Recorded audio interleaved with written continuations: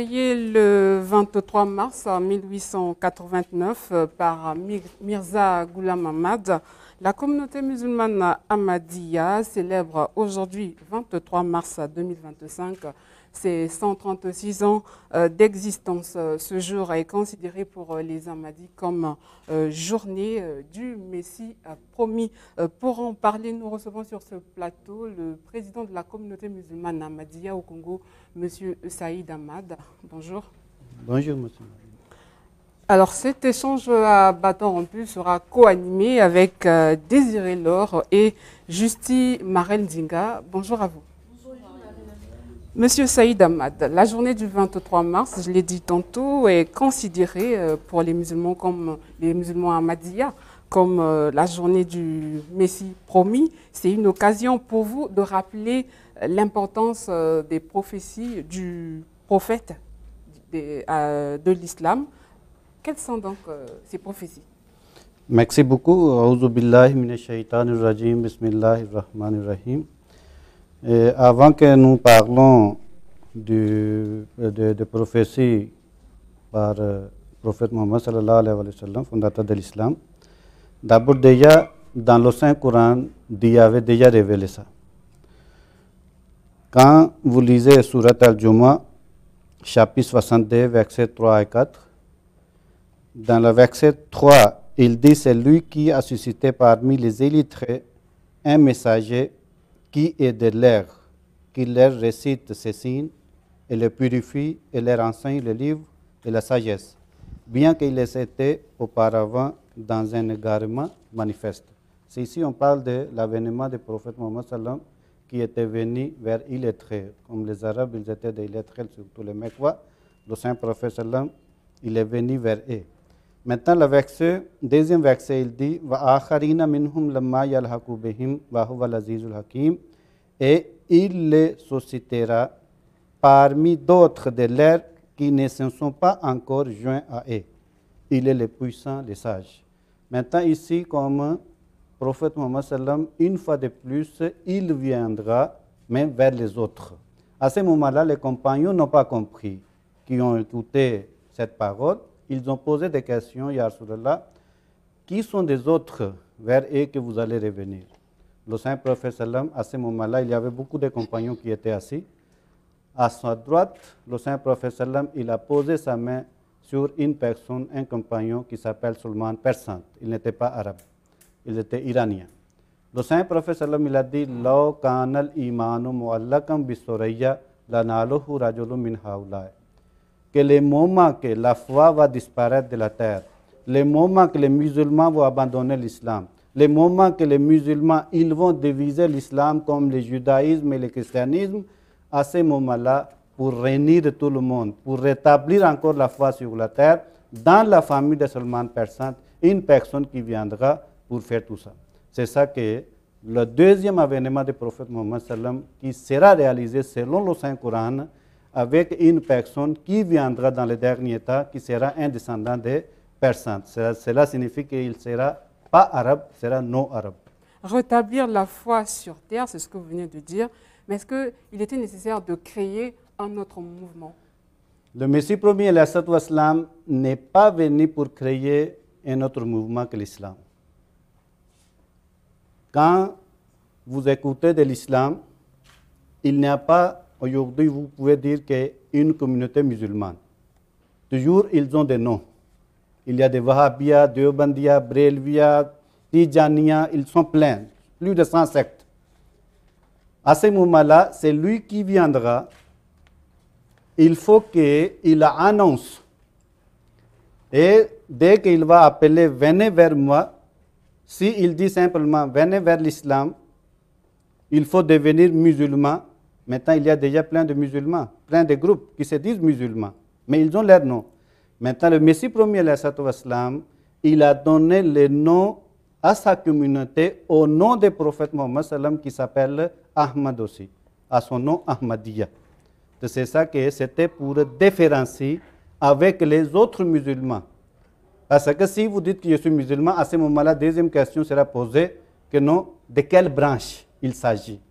Maintenant, si aujourd'hui tu dis que je suis un Ahmadi musulman, directement vous avez toute une histoire que oui, ce sont les personnes qui suivent Mirza Ghulam Ahmad des temps que le Messie est le Mahdi. L'islam, c'est la paix, l'islam, c'est l'amour. Pourquoi le Messie n'était pas allé envers ces personnes-là, ceux qui ont d'autres courants, pour être ensemble? Je pense que quand un prophète vient, il invite tout le monde. Déjà dans la prophétie du prophète Mohammed sallallahu alayhi wa sallam, il a cité deux personnages.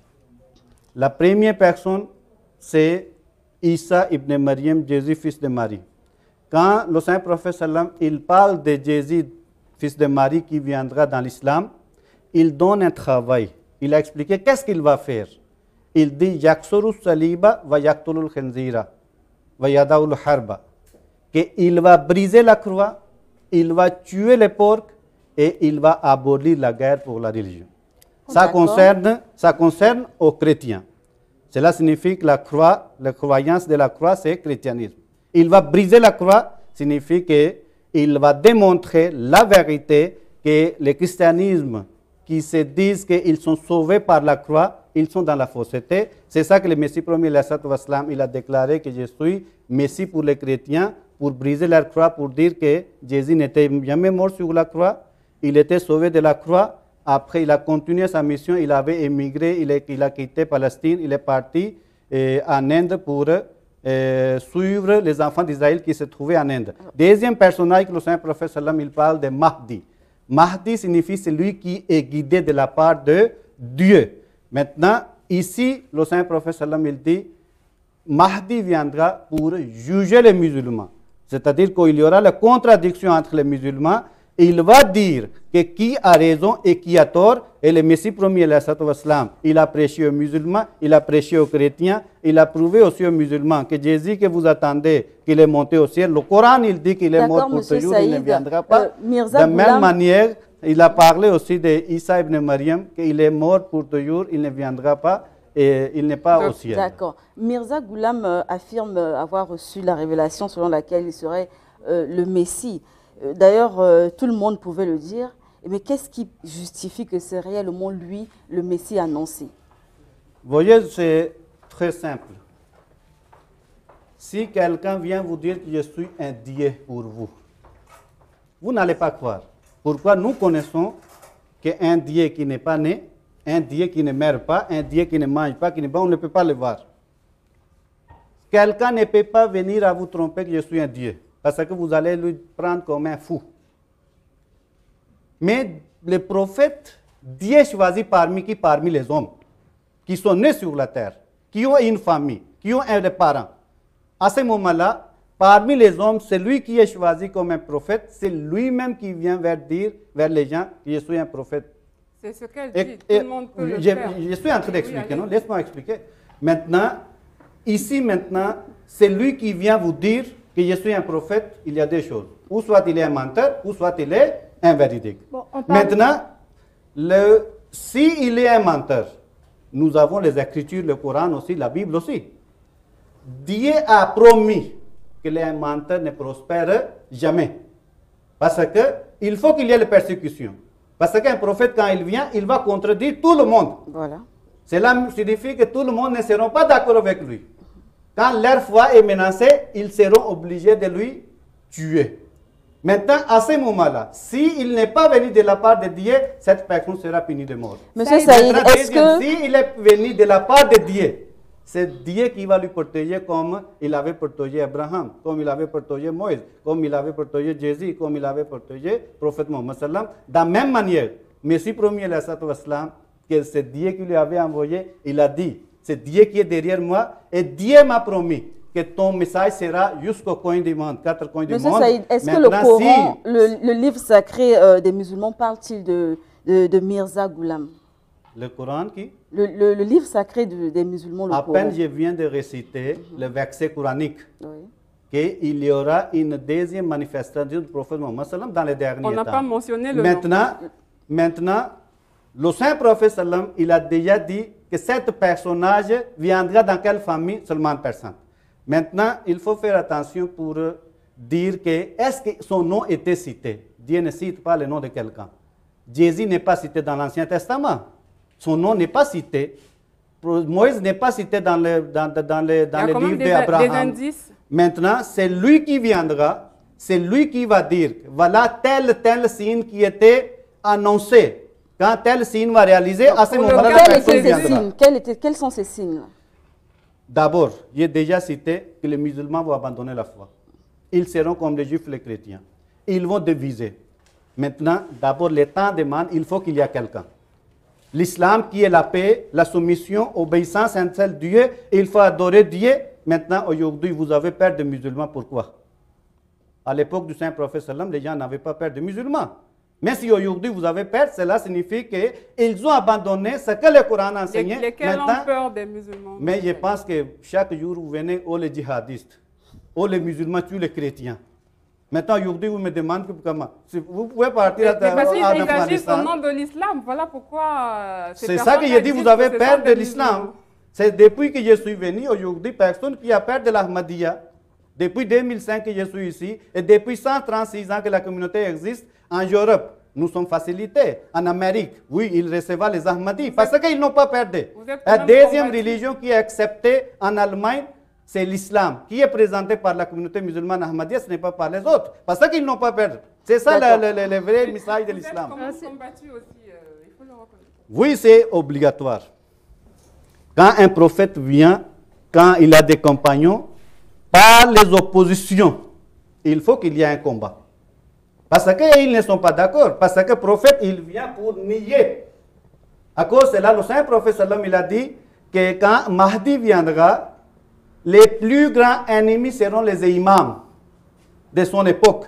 C'est ça qu'aujourd'hui, tous les imams du monde entier, c'est contre la communauté musulmane Ahmadiyya. Pas seulement que les imams, mais dans les pays islamiques, ils sont en train de faire la loi maintenant contre la communauté. En parlant justement des prophéties annoncées par Mirza, quels sont donc l'impact de ces prophéties dans la communauté musulmane ou bien dans l'islam? Vous voyez, quand un prophète vient, quand il y a déjà une prophétie, quand ça réalise, à ce moment-là, vous tenez déjà la vérité, Dieu est avec vous. À ce moment-là, ça garantit que vous êtes en train de prospérer. Parce que les maçons, ils ne prospèrent jamais. C'est ça qu'aujourd'hui, Dieu est à notre côté.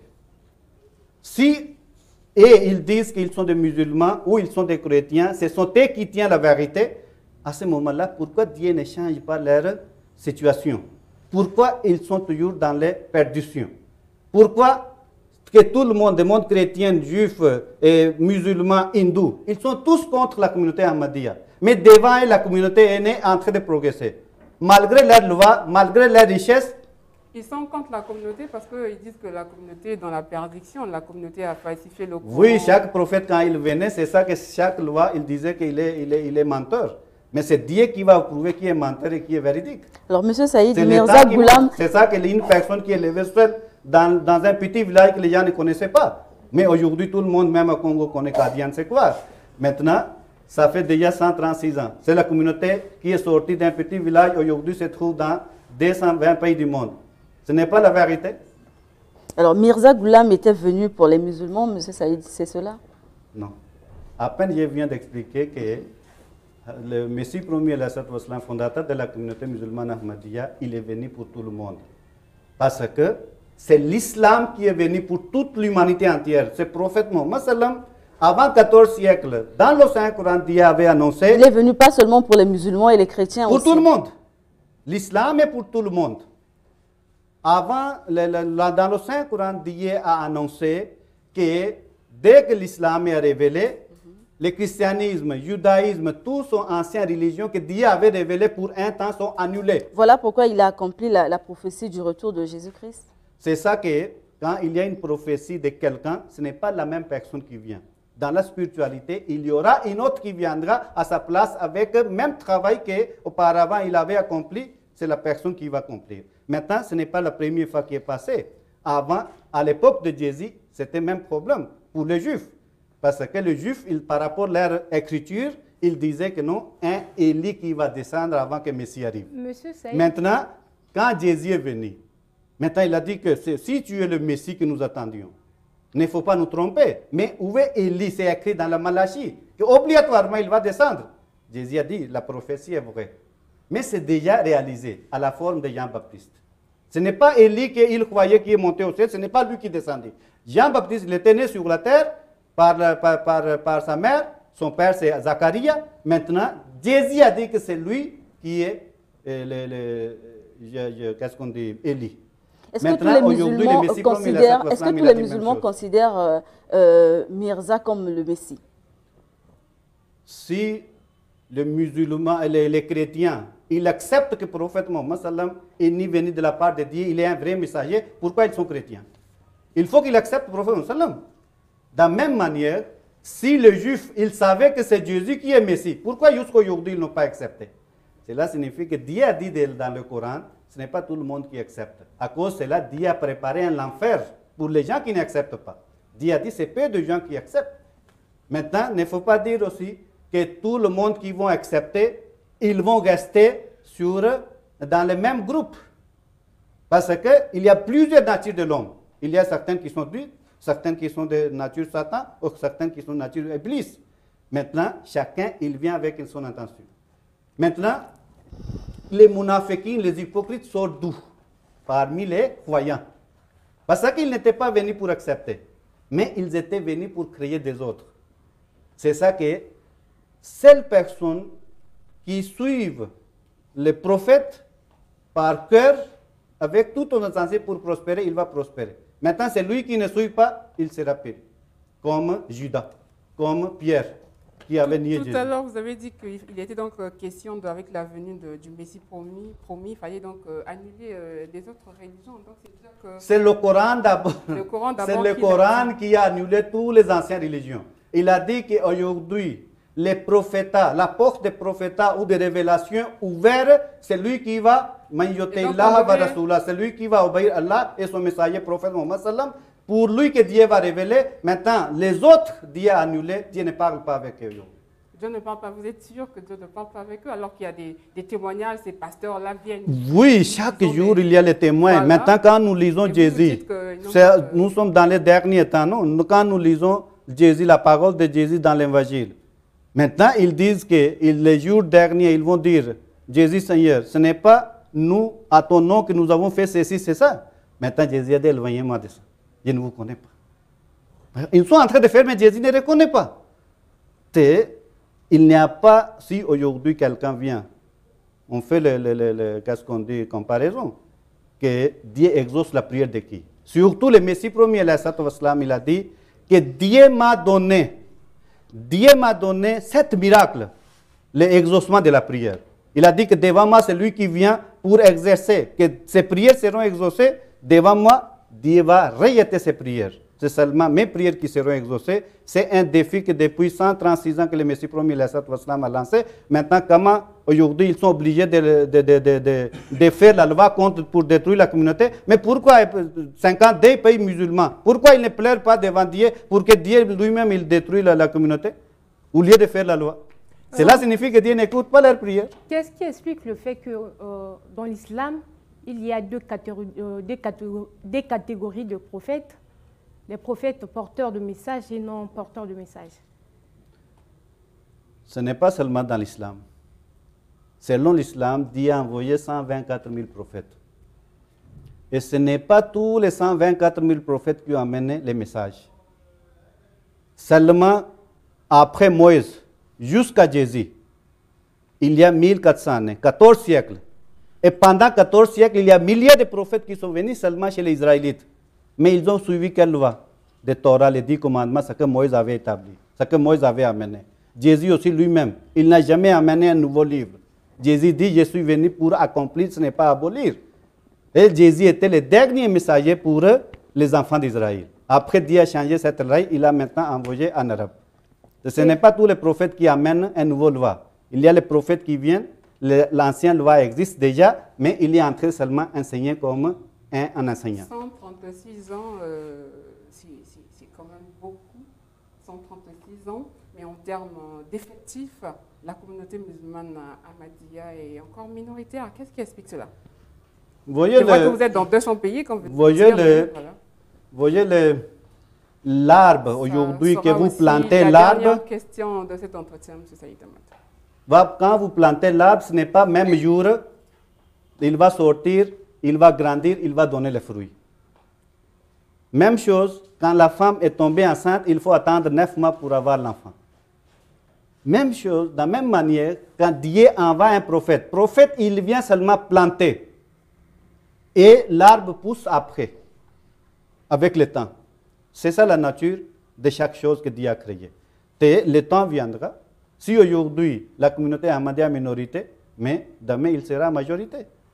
Jésus, quand à l'époque de Jésus, il avait, à l'époque de Jésus, il y avait seulement 12 disciples. Mais aujourd'hui, vous dites que le christianisme est plus nombreux que les musulmans.